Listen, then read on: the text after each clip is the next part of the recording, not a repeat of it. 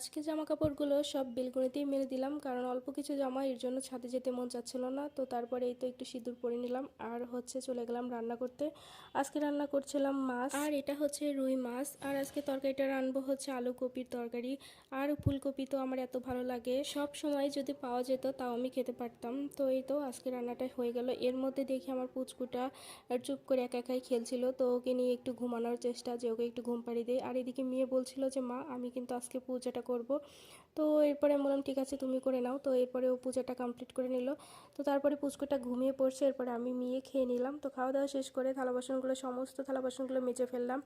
এরপরে আমার পুচকুটা উঠে গেছে, ওর তো ঘুম জাস্ট 2 মিনিটের ঘুম। তো এরপরে আমরা তিনজনে একটু আড্ডা দিচ্ছিলাম আর মেয়েকে একটু চুল বেঁধে দিচ্ছিলাম। আর তোমরা অনেকেই বলছিলে যে কালকে ও কীভাবে ব্যথাটা পেয়েছিল, ও পড়ে গিয়ে ব্যথা পেয়েছিল। আর দেখো কি দুষ্ট, ও ব্যথা পাবে না তো কে পাবে বলো। এর মধ্যে ওর বাবাও চলে আসলে এই রুমে, বলছিল যে একটু মুড়ি খাবে, মুড়ি মাখিয়ে দিতে। তো তারপরে আমি চলে আসলাম মুড়ি মাখিয়ে দিতে। আর এদিকে মেয়ের খিদে পেয়েছে, তো ওর জন্য একটু দুধ গরম করব, তার জন্য রান্না করে এসে দুধটা ছেঁকে গরম করে নিলাম।